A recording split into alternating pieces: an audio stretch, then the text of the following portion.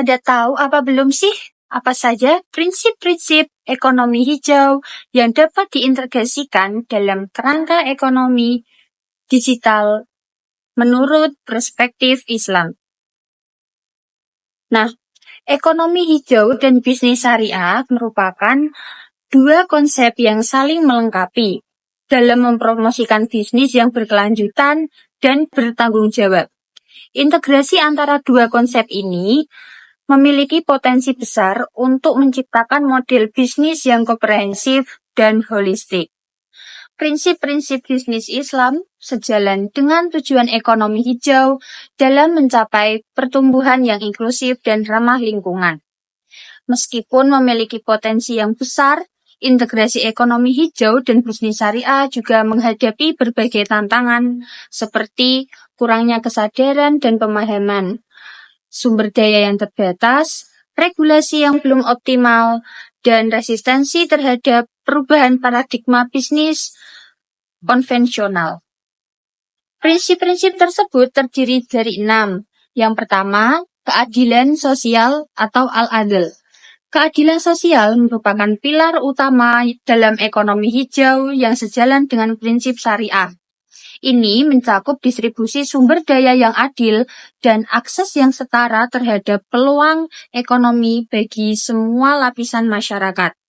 Yang kedua, pengelolaan sumber daya alam yang berkelanjutan. Ekonomi hijau mendorong penggunaan sumber daya alam secara efisien dan berkelanjutan, menghindari eksploitasi berlebihan yang dapat merusak. Yang ketiga, makosid syariah. Prinsip makosid syariah yang mencakup perlindungan terhadap agama, jiwa, akal, keturunan, dan harta sangat relevan dalam konteks ekonomi hijau. Penerapan prinsip ini memastikan bahwa kegiatan ekonomi tidak hanya menguntungkan secara finansial, tetapi juga mendukung kesejahteraan sosial dan lingkungan. Yang keempat, inovasi dan teknologi ramah lingkungan. Integrasi teknologi digital dalam praktik ekonomi hijau dalam meningkatkan efisiensi dan mengurangi dampak lingkungan. Misalnya, penggunaan teknologi untuk energi terbarukan atau pengelolaan limbah dapat mendukung tujuan keberlanjutan. Yang kelima, etika lingkungan atau Islamic Eco-Ethics. Konsep etika lingkungan dalam Islam menekankan pentingnya menjaga kebersihan dan keindahan alam sebagai bagian dari ibadah. Ini termasuk menghindari praktik-praktik yang merusak lingkungan seperti israf atau berlebihan dan tabzir atau memboroskan sumber daya. Yang keenam, pembangunan berkelanjutan. Ekonomi hijau bertujuan untuk mencapai pertumbuhan ekonomi yang berkelanjutan dengan meminimalkan emisi karbon dan polusi. Dalam konteks Islam, pembangunan berkelanjutan harus mempertimbangkan dampak jangka panjang terhadap generasi mendatang. Dengan mengintegrasikan prinsip-prinsip ini ke dalam kerangka ekonomi digital, diharapkan tercipta sistem ekonomi yang tidak hanya efisien, tetapi juga adil dan ramah lingkungan. Sesuai dengan ajaran Islam, prinsip-prinsip tersebut saling melengkapi dan memberikan panduan bagi individu serta organisasi dalam menjalankan aktivitas ekonomi yang bertanggung jawab. Penerapan nilai-nilai makosid syariah dalam pengembangan ekonomi hijau di era digital penting agar pembangunan ekonomi tidak hanya fokus pada keuntungan dan kemajuan teknologi, tetapi juga memperhatikan kesejahteraan umat, kelestarian alam, dan keadilan sosial. Makosid syariah memiliki 5 tujuan utama yang masing-masing dapat diterapkan dalam konteks ekonomi hijau digital. Yang pertama ada hibridin atau memelihara agama. Ekonomi hijau dalam Islam tidak hanya mengejar keuntungan, tetapi juga menjaga nilai-nilai spiritual. Teknologi digital yang ramah lingkungan dapat digunakan untuk meningkatkan kesadaran umat Islam tentang pentingnya menjaga bumi sebagai amanah Allah, misalnya melalui platform digital yang edukatif mengenai keberlanjutan dan perlindungan lingkungan sesuai prinsip Islam. Yang kedua ada hifdzun nafas atau memelihara jiwa. Ekonomi hijau bertujuan menjaga kualitas hidup dengan mengurangi kerusakan lingkungan yang berdampak pada kesehatan manusia. Teknologi digital seperti pemantauan kualitas udara dan air dapat membantu menjaga kesehatan jiwa dan tubuh, serta meningkatkan kualitas hidup lewat smart cities dan pengelolaan sumber daya alam yang lebih baik. Yang ketiga ada hifdzul akli atau memelihara akal. Ekonomi hijau berbasis digital mendorong inovasi dalam pengelolaan sumber daya alam yang berkelanjutan. Teknologi ramah lingkungan seperti energi terbarukan dan pertanian berkelanjutan dapat mengembangkan kreativitas dalam menciptakan solusi efisien dan berkelanjutan, serta meningkatkan pendidikan dan pengetahuan di bidang ini. 4. Hifdzul mal atau menjaga harta. Lingkungan adalah harta yang harus dijaga. Dalam ekonomi hijau, efisiensi dan berkelanjutan sumber daya sangat penting. Teknologi digital seperti big data, AI, dan IoT dapat digunakan untuk mengoptimalkan penggunaan energi, mengurangi limbah, dan meminimalisir kerugian material, menciptakan ekonomi yang lebih berkelanjutan dan menguntungkan. Yang kelima ada hifdzul irad atau memelihara kehormatan dan martabat. Dalam ekonomi hijau digital, teknologi dapat meningkatkan keadilan sosial dan distribusi sumber daya yang lebih adil. Melalui platform digital dapat memberi akses kepada masyarakat untuk peluang usaha ramah lingkungan dan edukasi tentang bisnis etis yang bertanggung jawab terhadap lingkungan. Penerapan nilai makosa syariah dalam praktek yang pertama ada digitalisasi pertanian hijau. Penggunaan teknologi digital dalam pertanian seperti sensor pintar dan analitik data besar dapat meningkatkan efisien dan ramah lingkungan, mendukung hifdzul mal dan hifdzun nafas seperti melindungi kesehatan manusia dan lingkungan. Yang kedua ada energi terbarukan.